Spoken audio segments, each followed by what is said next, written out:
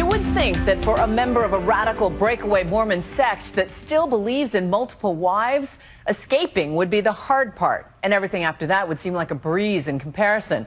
But for the mother you're about to meet, life in the outside world has come with its own set of challenges. Tonight, she shares her journey to piece her family back together and why it continues to be so hard for her children to adjust. Here's my Nightline co-anchor, Dan Harris. This is the story behind a 22-hour standoff involving a young mom simply trying to take legal custody of her 4 children, who ends up facing off against a wall of polygamists wearing prairie dresses and singing hymns.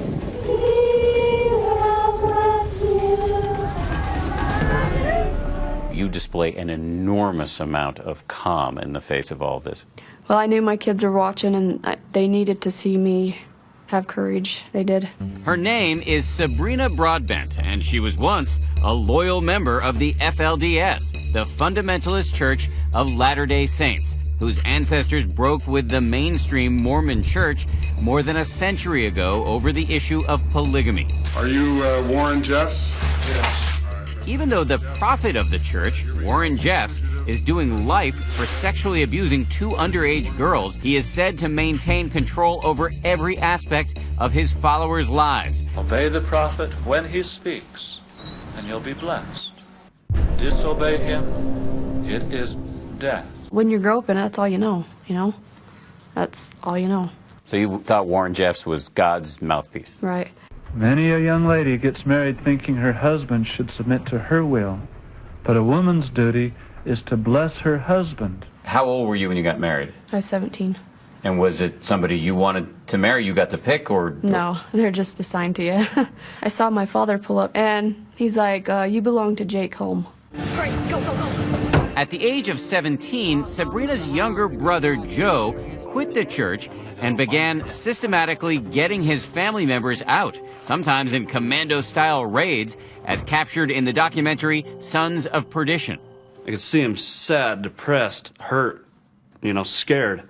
And I'm like, why not try and get him out? His most adamant opponent, his oldest sister, Sabrina. Right there, you can see the woman who would one day take on the FLDS, literally pulling on one of her sisters to prevent her from leaving.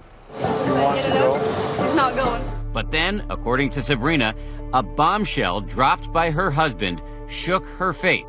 Sabrina's husband wanted to marry... Wanted another wife, so, And he wanted to marry one of her little sisters? Mm-hmm.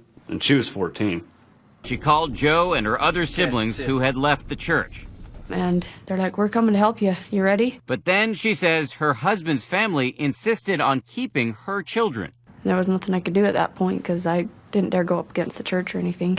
Sabrina, who's now 32, remarried, Smile cheese, with a 3-year-old son and a career as a counselor for troubled youth, never lost touch with her first 4 children. But by this past Christmas, she says it became painfully obvious that her kids viewed her as an evil outsider, here refusing to accept her Christmas gift. Can I open it, Isaac? Okay. It wasn't long after this, just last month in fact, that Sabrina sought and received full custody. On the night of her victory in court, Sabrina, her brother, and her new husband drive into the heart of FLDS country when they show up with a court order at the house where her kids have been staying. That's them. Suddenly, more than a dozen vehicles from church security, known as the God Squad, encircle them. I was backing up. The God Squad? I just got a bad feeling in my gut. I'm like, lock the doors. Early the next morning, Sabrina returns and spots 2 of her sons. There's Isaac. Yeah, my cute little son. Is that Rulin? And when Sabrina goes to talk to her oldest, Isaac, who's 13, it doesn't go well. And I said, Isaac, come here, let me talk to you. And he's like, get away from me. Get away from me, you apostate. She tries to negotiate with her former sister-in-law, Samantha, now the kid's chief caretaker, but the woman seems to be stalling for time. She says, Warren is coming. He will deliver these children. He's coming. And this is when scores of church members start pouring in. There's like 100 eyes on us right now. Everybody's against us. 18 hours into the standoff, perhaps egged on by the faithful, Sabrina's children start becoming even more defiant. They're crying, trying to put chickens in their mom's van. And at one point, they give her a handwritten note which reads, "We will only get in this car if you will sign this paper saying we will have visitation with Samantha." I'm not going to sign anything. It's on my terms. Are you there? As the standoff approaches its 20th hour, Sabrina is losing her patience. She makes a tough call. Oh, this is Sabrina texting her. She decides to give the local sheriffs permission to take her children by force if necessary. I'm going to give them permission to get my children and put them in the van. So here it goes. I'm sick of this. As if on cue, the FLDS women react. I started seeing them bring their suitcases out. I'm like, okay, here we go, here we go. Escorted by their church keepers, the children walk toward Sabrina's van crying. But this is when a new logjam develops. Scores of church members descend upon the mouth of the van. They're like, "We're not forcing the children. They have to do it on their own." But they're so brainwashed they wouldn't even step in the van. They're saying you're leaving with the devil. People in the crowd are weeping, praying. We were going on 2 hours of sleep. I couldn't eat. I just wanted to get my kids out of there. And they're like, "Well, we can come back tomorrow." I'm like, "No, we're doing this today. This is happening today."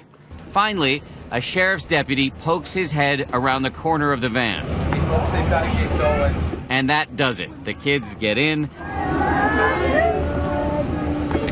The van pulls away with the followers of Warren Jeffs waving and weeping. But for this beleaguered mom, the ordeal is not over. How were the kids when they got in the van? They were all crying. They cried for about a half an hour. And my youngest was pulling my hair and throwing things at my head and stuff. But I went back there and just nuzzled up to them and looked at them like they were my friends. And it gets even worse when she gets them home. They vandalize her house. At what point they packed up their stuff? They did. And they sat out on my front lawn with all their blankets and sat out there and cried. It was dang hard to me to see that. However, within weeks, her kids start to come around. Ha! Got it, Joe! They've come alive the last couple of days. We've been going out and doing activities with them and involving them and stuff, and they love it. Sabrina knows the road ahead will not be easy. They're going to go back and forth, but you eventually become like the people you associate with. I've been combing the girls' hair. I've been hugging them every night. They've been hugging me every morning, telling me good morning. And last night, my daughter actually told me to scoot over on the couch, and she snuggled up with me and put her head on my shoulder. I lost it. I did. All right, kids, go back. For Nightline, this is Dan Harris along the Utah-Arizona border.